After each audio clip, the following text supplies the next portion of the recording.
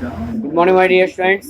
मैं आपका साइंस अध्यापक शुभम तिवारी माया ज्ञान संस्कार अकादमी बिरला ललितपुर से आप सभी विद्यार्थियों का बहुत बहुत स्वागत करता हूं। विद्यार्थियों, पौधों में पोषण जो लेसन हमारा चल रहा है, इसमें आइए बात करते प्रकाश संश्लेषण की क्रिया द्वारा पेड़ पौधे अपना भोजन स्वयं निर्माण कैसे करते हैं।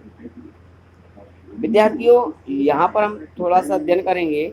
पौधे अपना भोजन पत्तियों में बनाते हैं, अर्थात हम कह सकते हैं पत्तियां ही पौधों की रसोई हैं। जैसे घर की रसोई में भोजन बनाने के लिए आटा, चावल, दाल आदि पदार्थों की आवश्यकता होती है, उसी प्रकार से पत्तियों से भोजन बनाने के लिए कौन कौन से पदार्थों का होना आवश्यक है।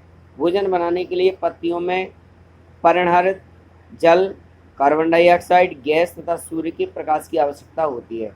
किंतु ये सभी पदार्थ पत्तियों तक कैसे पहुंचते हैं, आइए इस क्रिया को समझते हैं। तो सबसे पहली बात तो यह है कि पेड़ पौधे अपना भोजन कहाँ निर्माण करते हैं। पेड़ पौधे अपना भोजन का निर्माण पत्तियों में करते हैं। दूसरा, पेड़ पौधों के भोजन के निर्माण के लिए कौन कौन से घटकों की आवश्यकता होती है। नंबर 1 पर्णहरित, नंबर 2 जल, number 3 carbon dioxide gas, number 4 सूर्य का प्रकाश। तो ये 4 चीज़ों की आवश्यकता होती है। आइए अब ये चारों चीज़ें कैसे पहुंचती हैं, तो पिछले वीडियो में भी मैंने आपको बताया था, लेकिन पुनः एक बार इसी चीज़ को हम प्रारंभ करते हैं। पौधों की पत्तियों में पर्णहरित नामक वर्णक पाया जाता है, जो सौर ऊर्जा अर्थात सूर्य के प्रकाश की ऊर्जा को ऑब्जर्व यानी ग्रहण करता है। पर्णहरित की उपस्थिति के कारण ही पत्तियों का रंग भी हरा होता है। मिट्टी से जल अवशोषित होकर पत्तियों तक पहुंचता है और इस प्रकार पत्तियों में जल उपलब्ध हो जाता है। साथ ही वायुमंडल की कार्बन डाइऑक्साइड सूक्ष्म पर्णरंध्रों द्वारा पत्तियों के अंदर पहुंचती है।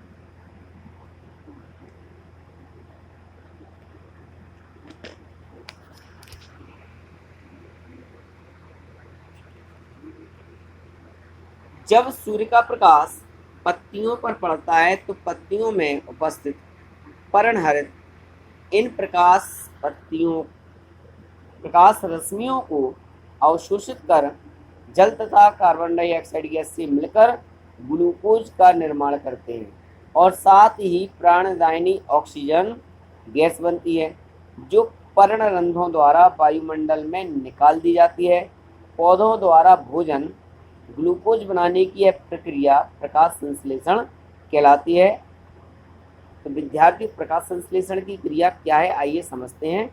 यहाँ पर हमने अध्ययन किया कि पौधों की जो पत्तियाँ होती हैं उनमें क्लोरोफिल नामक एक वर्णक पाया जाता है और इस वर्णक के कारण ही इन पत्तियों का रंग हरा होता है। अब मैंने पिछली वीडियो में बताया था कि पत्तियों में बहुत छोटे छोटे छिद्र पाए जाते हैं, जिन्हें हम रंध्र कहते हैं। पर्णरंध्र कहा जाता है पत्तियों में पाए जाने वाले छोटे छोटे छेद। विद्यार्थियों, ये रंध्र सूर्य के प्रकाश को अवशोषित करके बाहरी वातावरण से कार्बन डाइऑक्साइड गैस को अवशोषित कर लेते हैं, जड़ों से जल को अवशोषित कर लेते हैं और इन सभी चीज़ों का मिश्रण पत्तियों के भाग में होता है और इस प्रकार से सभी चीज़ें मिलकर ग्लूकोज यानी भोजन का निर्माण करती हैं।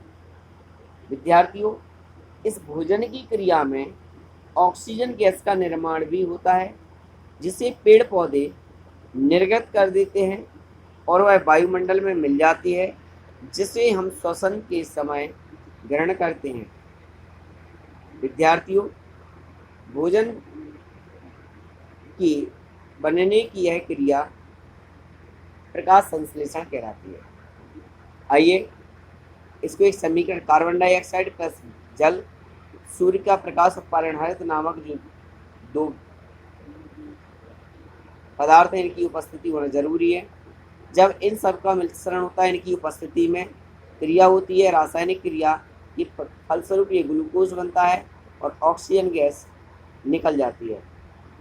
तो विद्यार्थियों ये है प्रकाश संश्लेषण की क्रिया।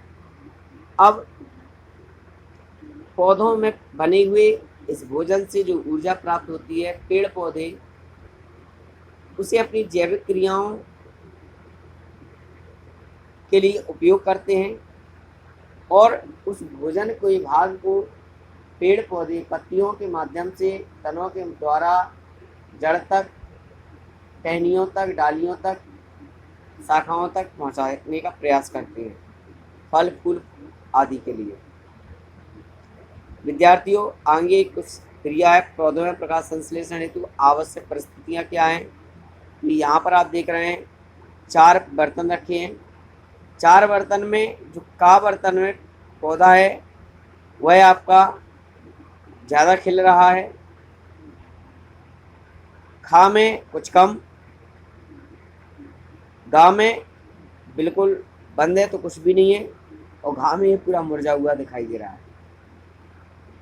अर्थात का परिस्थिति में जो पौधा है उसे प्रकाश संश्लेषण के अनुरूप आवश्यक वस्तुएं जो है वो सभी प्राप्त हो रही हैं, जिस कारण से यह खिला हुआ है।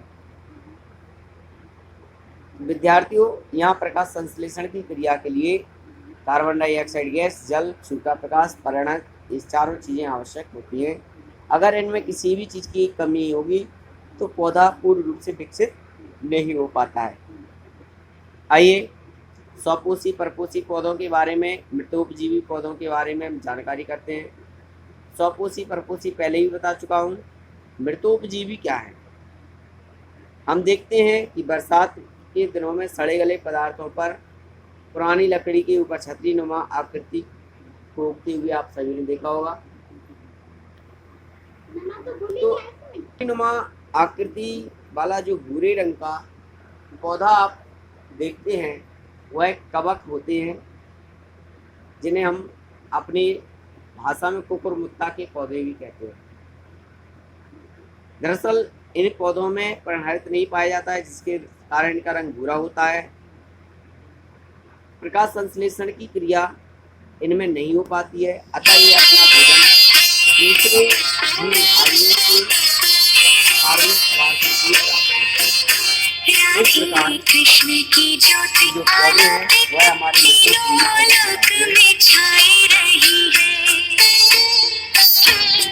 विद्यार्थी परजीवी या अन्य पदार्थों के बारे में जानकारी करने के लिए कल हमारा टॉपिक होगा परजीवी, सहजीवी, आंशिक परजीवी, सहजीवन। ये प्रकार, इस प्रकार कीट पक्षी पौधे तक हम आपको अध्ययन करते हुए ले चलेंगे और पाठ को कंप्लीट करेंगे। तब तक के लिए आप सभी के लिए बहुत बहुत धन्यवाद जुड़ने के लिए। Thank you very much.